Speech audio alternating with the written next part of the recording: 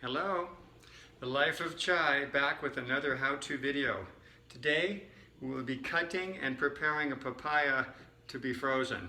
I'm going to use this frozen chunks in our smoothies in the morning. And so we will only need, for this preparation, we'll need three things. We'll need, of course, papaya, a knife, a spoon, and this is one of the most important things. It's if you can see this, the double-bladed peeler, normal peeler on one side, but this has got little, like a ginsu knife, and this allows you to peel tomatoes and eggplant and papaya and mango. Now there's several ways to cut all vegetables and fruits have a different way to cut. And for instance, you can cut an orange like this if you're going to just eat sections of orange, but if you're going to squeeze an orange, you cut it like this. So which way? You cut it like this or like this? Well, depending on what you're doing. Papaya, what we're going to do is we're going to cut off the ends like this. Set that off to one side. Then I'm going to cut it in half.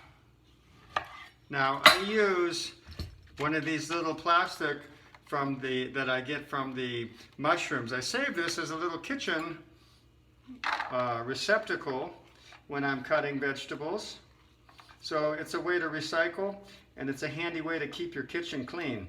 So you have something like this, and first of all you want to clean out not just the seed, but sometimes a little soft, there's a little soft tissue inside you can see that's nice and clean. Clean the other one. There's a little softness in there. You can see that little white. So we want to get rid of that too. And this cleans very easily. Okay, next. Now this is the revolutionary part of this whole process. Again, and then see, this can be set aside and you're done with that. Revolutionary part of this whole process is this ginsu peeler. I'm going to start by just creating a little, you see that? I can take that off with very little effort and without losing any of the fruit. If you cut this with a knife, and that's how most people do it, you're going to lose fruit. Then you take this and just set it aside. I like to keep the place clean. Let me get this one ready too. You do things in stages. So you'll see why I'm doing this base first. Anytime you do something more than once, hopefully you'll learn and improve your technique. But we can always learn from others. Okay, so there's the bottom. Now comes the fun part. Get this ready. Here's that ginsu. I'm going to just take it down. You see that? And you have to remove the piece each time. Of course, I washed my hands before I started this process. I also washed the papaya because, first of all, you don't know who's been handling it. And secondly, papaya is one food crop that they may spray with a fungicide. You know, they spray pretty much all the fruits and vegetables with less organic, with insecticides. But here, and if you live in the U.S., most of your papaya will be coming from Mexico. And you're going to see how this works.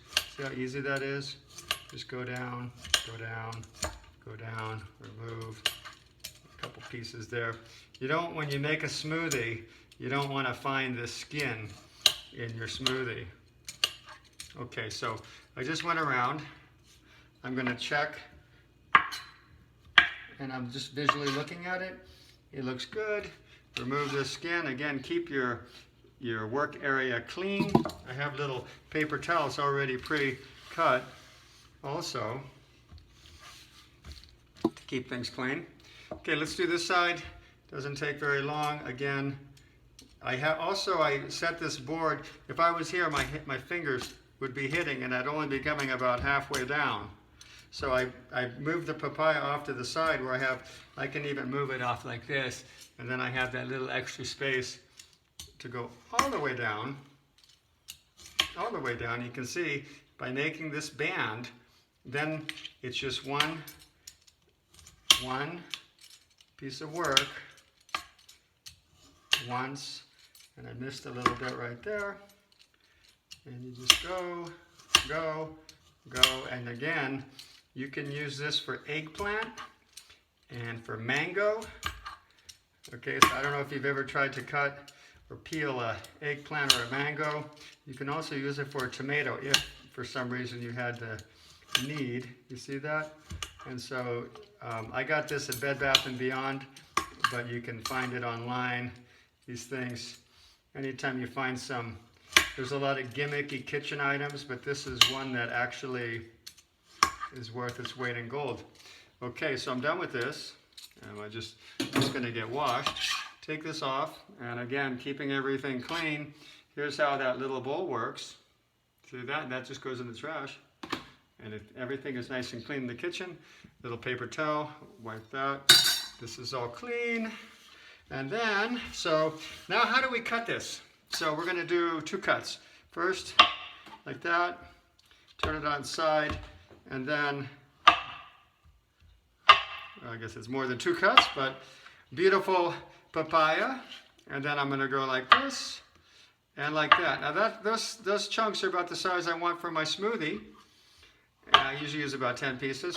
And I'll make it with coconut milk and vegetarian protein powder. But that's your option. You can use any protein powder you like. Look at that. So basically, if you didn't see that, again, we can do it again with this one.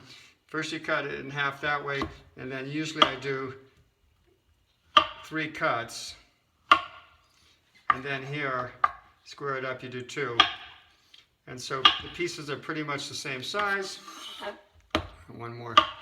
And this doesn't take very long. People are always thinking, oh, it's so much work. You can buy frozen strawberries. You can buy frozen mango, frozen pineapple, but you can't find, I've never found, frozen papaya. Okay, so I'm going to freeze this. I'm getting it ready to freeze.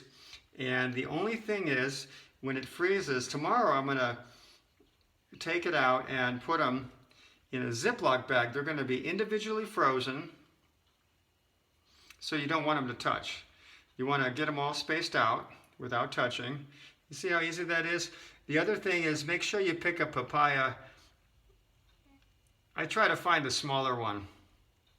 And if it's not ripe, let it ripen in your kitchen for 2 or 3 days. This is beautiful. You can tell by the color. This is going to be a sweet papaya. There it is. Nothing more. And I have some paper towels already pre-cut.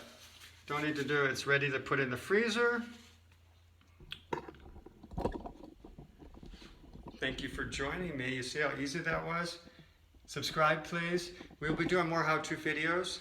This is one of my favorite parts in the kitchen, to teach some of these little techniques and secrets that I have. Thank you. And again, subscribe. Stay tuned.